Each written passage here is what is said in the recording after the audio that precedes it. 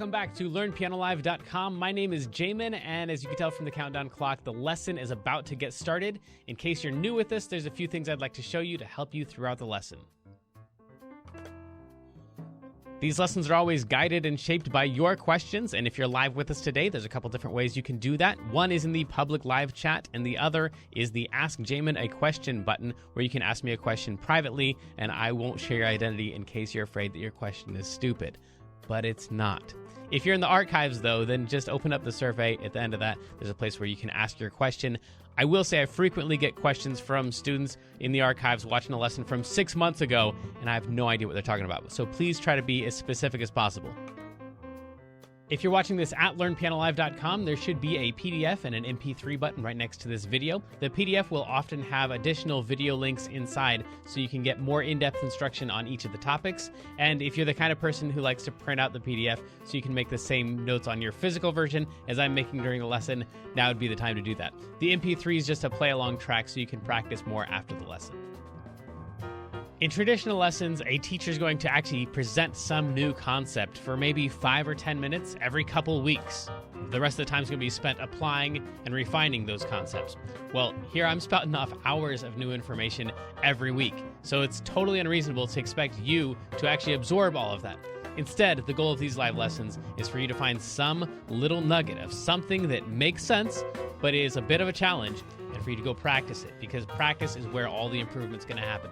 So don't feel bad if you have to leave the live lesson and you find that little thing that you're going to practice. And of course, if I'm going too fast, you can always rewind the live lessons or replay in the archives as much as you want. If these live lessons start feeling random or meandering, it's because they are, on purpose. So if you're the kind of person who wants classical training with a step-by-step method, then you're going to want to check out Kloppel Academy on the website. It's included in your live lesson subscription, so you can do both or either. And the upper levels are seriously hard work, but it's going to take you all the way from ground zero all the way up to being ready to enter any major music college as a piano major in classical or jazz. And finally, today we're talking about a skill that most people believe is magical, and it's just not. Improvisation. You can learn to just sit down and play a song without having something in mind ahead of time. It's not a magical skill any more than when my daughter asks me, "Daddy, tell me a story." Like, I don't have one in mind ahead of time. It's probably going to be a villain in there. There's probably going to be a hero in there. The hero's probably going to look and sound a lot like me, but I'm just making stuff up, and improvisation is just the musical equivalent of telling stories. In the end, you might find out that you're no Mark Twain, but you can have a lot of fun, and honestly, you can become super decent at it, even if you're not the best. The truth is, even Mark Twain wouldn't have known that he was going to become Mark Twain without a whole lot of practice. So don't be discouraged. You can do this. And you'll need to do this. Every musical scenario, from playing Happy Birthday for your nephew to performing Beethoven at Carnegie Hall, is going to be benefited by good improvisational skills. So let's make up some stuff together.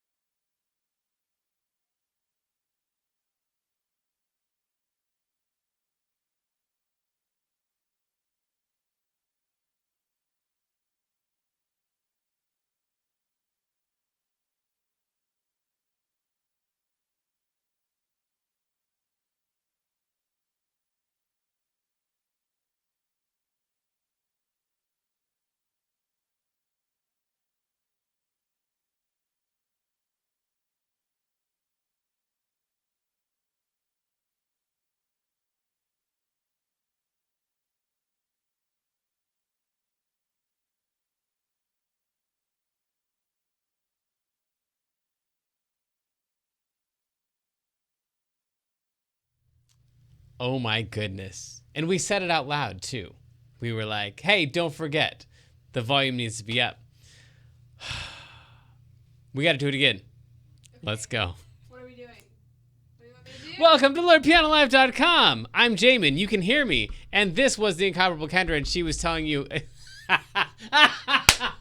That's awesome now. Because it was all a bunch of self-promotion, and then I was making fun of her for promoting herself, and I had her volume down the entire time. That's kind of funny and sad. Yeah, so tell them. Remember that one week when you were like, your face is muted because we were muted? I'm so sorry. I'm not intentionally mean. It's just my nature, I guess. Go ahead and tell the fans all the things. I don't really want to. I'm just kidding. So, my Never Forgot music video came out on Friday, and it sounded much less self-promote-y earlier. That's not a word, but go check out our video. Like, subscribe, all that good stuff. Send her money, sign up for Patreon, or just send a check. Whatever. Yeah. She's awesome. Never Forget is the name of the song. Never Forgot. Never. The name of the song. I forgot already. Oops. Hey. Okay, never forgot. I never forgot. Yes, because I never forgot. That's how the song goes, but with words, English words. Thank you. Let's get into our lesson. This isn't going well. So we're going to do this jazz idiom. This is like our fourth one. And these are also going to be, some of them already are pre-recorded lessons on these idioms. We're going to dive like fully into it. But today I want to give you like a practical, like take-home version of the jazz idiom, because there's a lot of work to do. There's like, hundreds of hours of work to do on each of these idioms if you go through the full exercises and stuff. But the short version is when we're playing chords, as we often do in our cover lessons, like when we did the You Are So Beautiful to Me one that we just finished up, and we have chords, and we're working on playing chords and stuff, like playing A flat chord or a D flat chord or a D flat minor chord, and then we add other extensions to it. So right now we're like already starting to surpass the beginner level of this stuff, but the jazz idioms are not really beginner level lessons. So when we have an A flat major chord like we did recently, and then we throw on to it a 7 and a 9, then we might want to improvise over that, and we would use something like the flip to make up cool jazz-ish sounding solos. So let's go to our C major chord. I'll just show you how to build one in case you don't already know. That would be a C chord, and then this would be the 7 of the chord, because if this is the 1, this would be 2, 3, 4, 5, 6, 7. This would be the 7th note that we would label of our scale, and then that would be 8, and that would be 9. So that'd be the 1, the 3, the 5, the 7, and the 9. Hopefully that made some sense. Is kind of the basis of these jazz idioms, is knowing a lot about the chord and what's going on. So when you see something like a C major 7 that you're supposed to play, then that's the chord that you would play. And then if you were going to improvise over top of that, then we would just play through these notes, like 1, 3, 5, 7.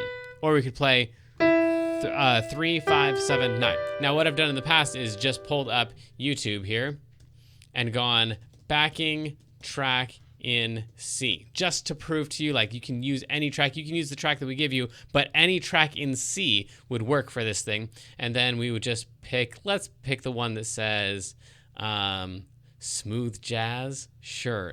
Let's guitar backing track in C major, pop style. Sure, let's do this one. So this is in the key of C, and then we would need that to be plugged in. There we go. So this is in the key of C, and we're just going to improvise over this, knowing that we're supposed to play a lot of C major-ish stuff. So that just means all white notes.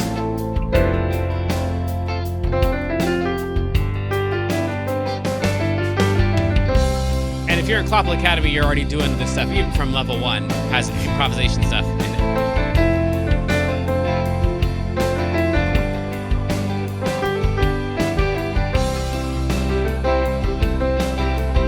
It doesn't really matter what you're doing here. And then if I want to make this seem more jazzy, I would focus on the 1, 3, 5, 7. And I can play them in that order, and that would make it sound a little bit more jazzy. So I would like...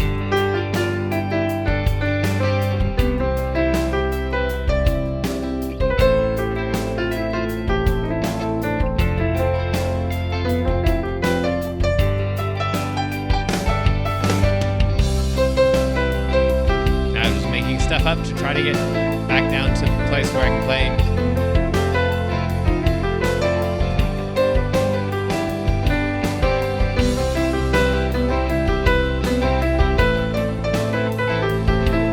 So this is the 1, the 3, the 5, and the 7, and the 9.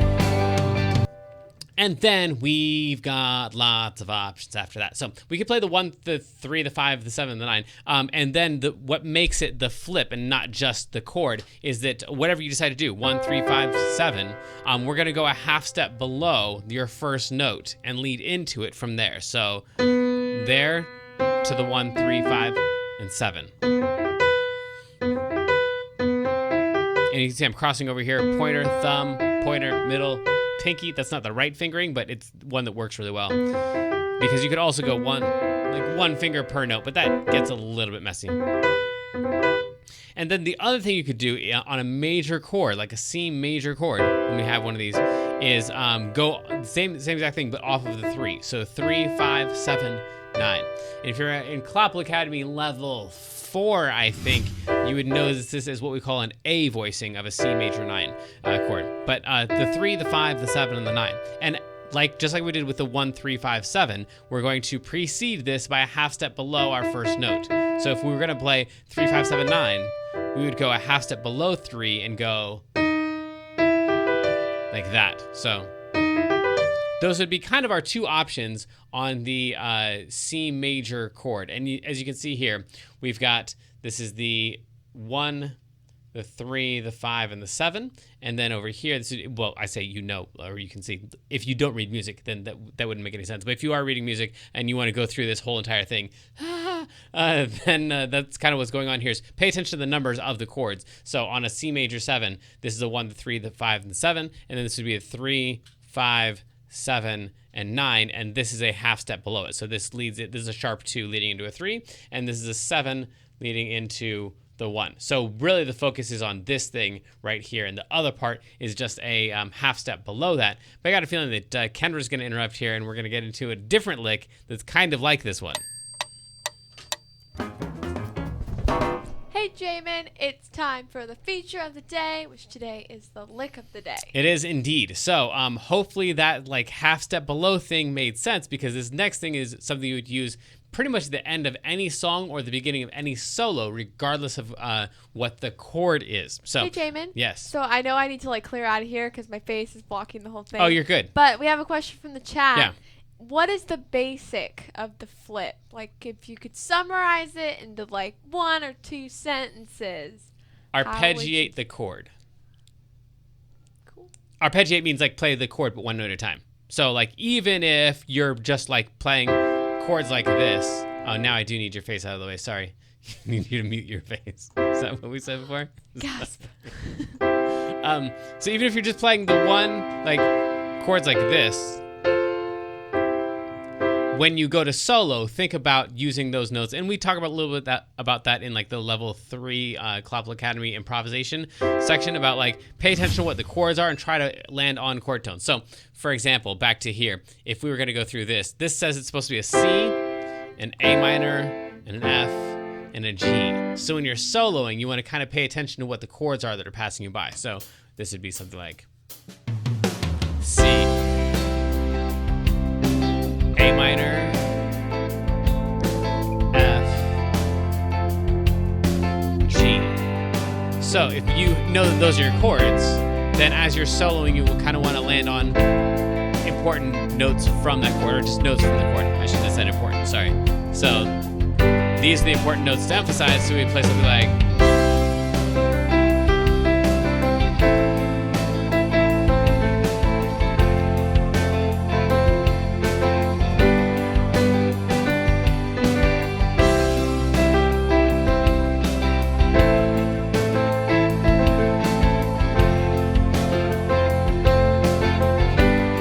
If I do that without playing the chord first.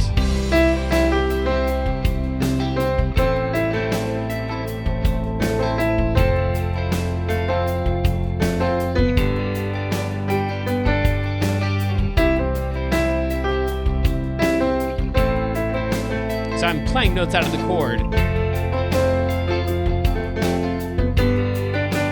but I'm not playing playing the chord first. So even though I'm kind of like making up a melody and it looks like it's only one note at a time, in my head it's really a lot of chords, or a lot of notes at the same time, making up the chord that is temporarily like passing us by. So whatever chord we're in, I'm going to use notes from that chord. So that's all the flip really is using notes out of the chord. It's just a lot bigger chord because this one has 5 notes in it instead of just 3 notes in it. Cool. But our feature of the day was the lick of the day, which is not chord dependent. It's going to be the in the scale. So just thinking about the key of C. Like I'm going to play a solo in the key of C. Who cares what the chords are? Then this lick can either start your solo or end your solo. If this is the 1, 2, 3, 4, 5, 6, and 7, then our beginning of our solo would go from the note right below the 3, leading into the 3, and then the 5, and then the 6, and then the 1. So this lick right here is really popular. As soon as I play these notes in this order, you're gonna be like, hey, I've heard that before. It goes like this. That's all over the place. So you could either use that as the end of your solo. So something like.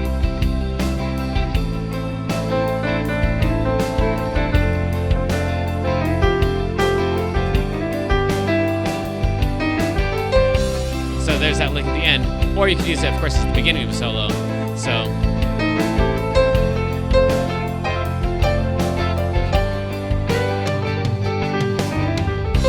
Bad timing.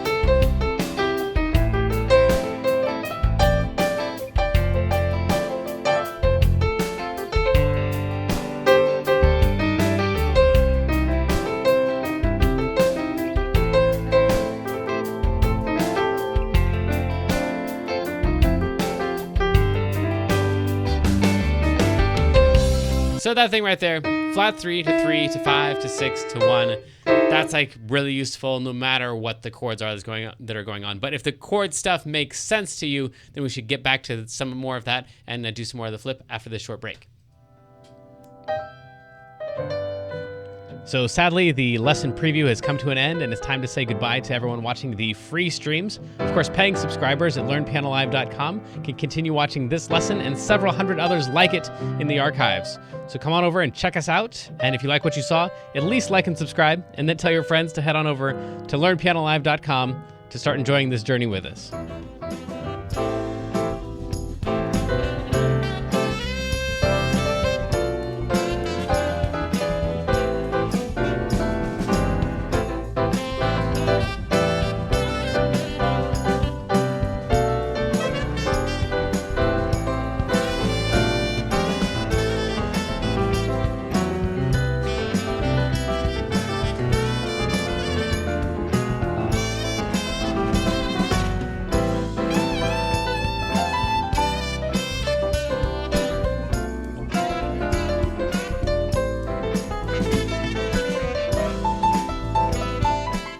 Okay, so then, this right here, 7 to 1, 3, 5, 7, or flat 3 to 3, 5, 7, 9. That would be how you would arpeggiate a jazz chord, and you would include the note that is a half step below your starting note. And we call that the flip.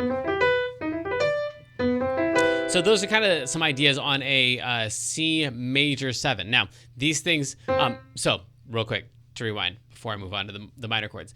So in my mind, the major chord, you can either do this off of the 1 or off of the 3. Once you start like trying to flip off of the 5, that sends you into the territory of like the 11 of the chord, which is not,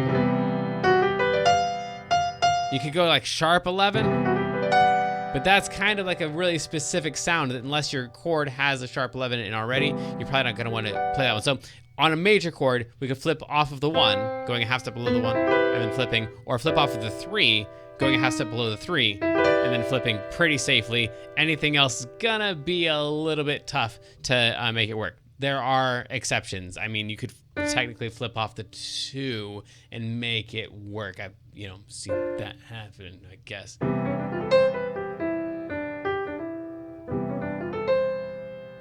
if you're treating it like a 2-5-1, that's totally an advanced concept. So we're not going to do that. We're not going to superimpose 2-5-1s on top of our major chords or anything. On a major chord, think about the 1, think about the 3, and practice those on every major chord that we have. And that's why we don't have a specific song for this, because you can use literally any of the songs we've done. So the one we did most recently was You Are So Beautiful. So we talked about playing that A flat major chord. So you can just throw this in wherever. So if you're just playing a regular song,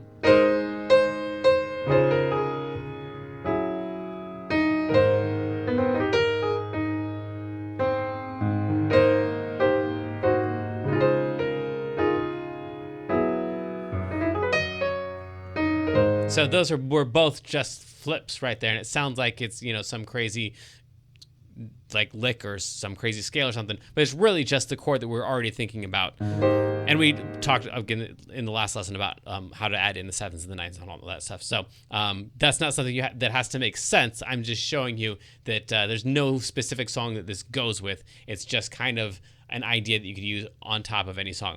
But honestly, once we pass the major chord and we pass the major scales, we're like past Clapple Academy level 2 or 3 stuff. So we're kind of getting into the intermediate stuff. So let's go ahead and officially make that transition right now. Right now. So it's time to transition into the intermediate portion of the lesson. And of course, intermediate is a worthless term because we're all intermediate players. Everybody, you and I included, have people who are looking up to us, who are thinking, man, if I could play like that person, then I could call myself a real musician. And you and I both have people that we're looking up to, thinking, man, if I could play like that person, then I could call myself a real musician. So this is just the part of the lesson where you have permission, if you have found some little nugget of something that is difficult to do, but that makes sense, to take off and go practice it. Don't feel bad about that. Of course, if you want to stick around, you might pick up some extra stuff too, and we'd love to keep chatting with you. But I just want to let all of the new students know you're not supposed to try everything in every lesson. And I want to give everybody else a chance to go get something to drink and take a bathroom break. But it's time to get back to it. Let's go. Okay, so then, of course, we can do this on nearly any chord because it's just an arpeggiation of the chord. You just kind of got to keep in mind what your options are as far as the numbers that you can flip off of. So on the way you're going to read the rest of this PDF here that you have, if you want to, again, if that first thing made sense and that sounds like a challenge and you got to go practice that on your songs, cool. Just leave the lesson and then come back to it whenever you want. This will be in the archives forever. But the idea here is on a C minor 7, what you would do is flip off of this note, which is the 3. So you'd play your C minor 7 chord, but then you could flip off the 3. Or now we can actually officially flip off of the 5 of the chord. So 5, 7, 9, 11. That's going to sound pretty decent. It's going to sound great, in fact. So you can flip off of the 3, 3, 5, 7, 9, or you can flip off of the 5, 5, 7, 9, 11, or 4, depending on how you want to see that. So then at this point, you've got all your major and your minor chords covered, which is going to be the majority of the stuff that we play on the majority of our songs that we cover here. Now, occasionally you'll run into a dominant chord, and a dominant chord has way, way more options. So here we can flip off of the 1, so we're thinking about like a C7 chord. But more importantly than C7, we're thinking about what the numbers are that we're using in our flip. So we would go a half step below the 1, and then play the 1, 3, 5, 7 of that.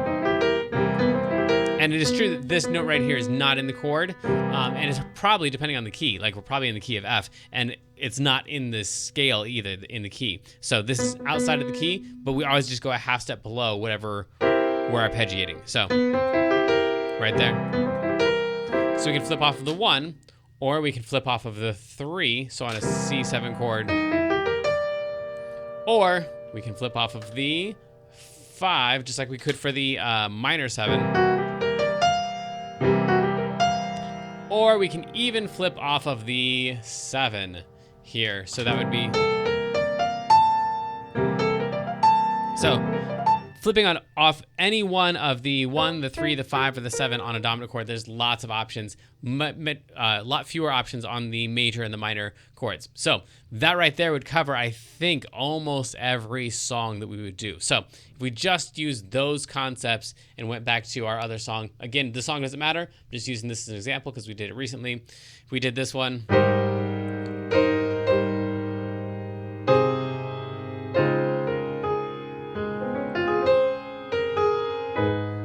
D flat minor.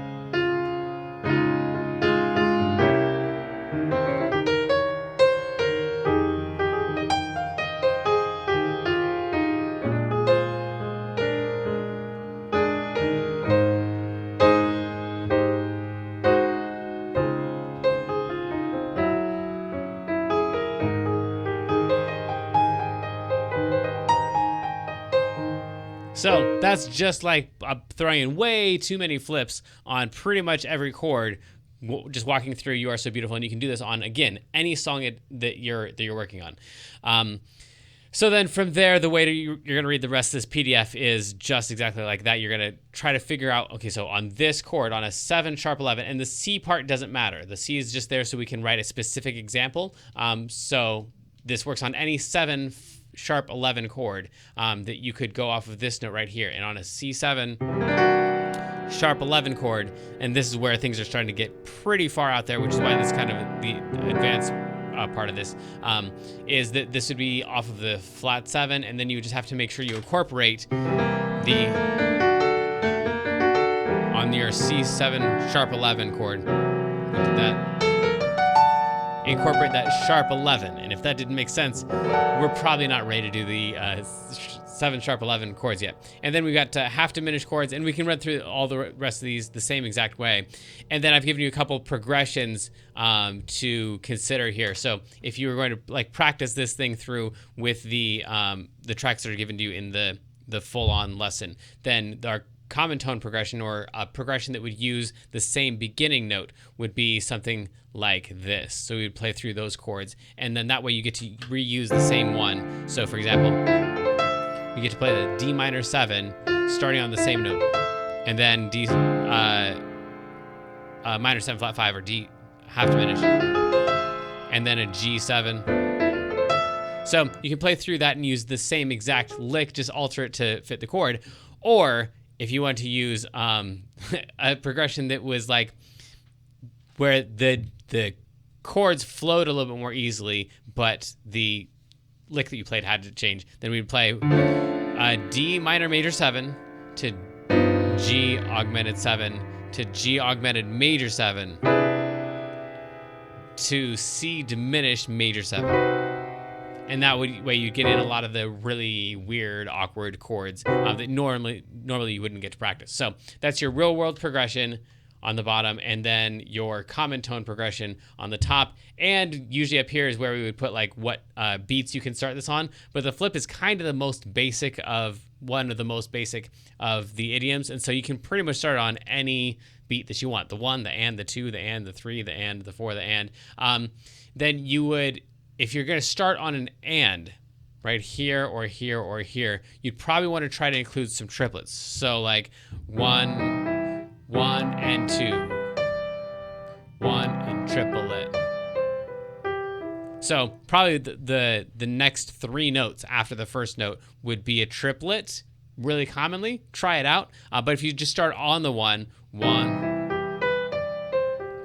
you just like play it straight through as 8th notes, or start on the 2 or the 3 or the 4. So if you're starting on a beat, you just play it straight 8th notes all the way through. And then if you're starting on an and, then you could triplify, you could turn into triplets the next 3 notes after the first note. And that seems like a ton of work. And if you're interested in more than that, then you want to dig into the full-on course, which will have the play-along tracks for you, the common tone progressions, the real-world progressions, and just flip every possible combination that is out there through the entire circle of fifths. It takes 20 minutes just to play through the exercise one time. So that's a really intense version, but that's why we kind of do the boiled down versions here. Hopefully there's something in there that you can use just like playing through any of your other regular songs and on some major chord, flipping off of the 1 or flipping off of the 3. And that's going to improve your playing a whole lot right there and give your ear a lot more options of things to hear.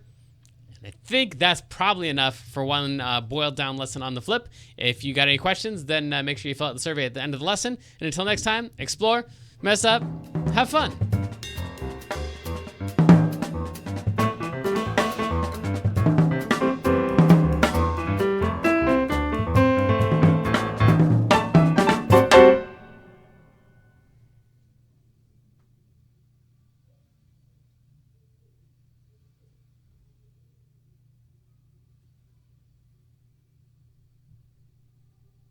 It's been about 10 seconds. Should I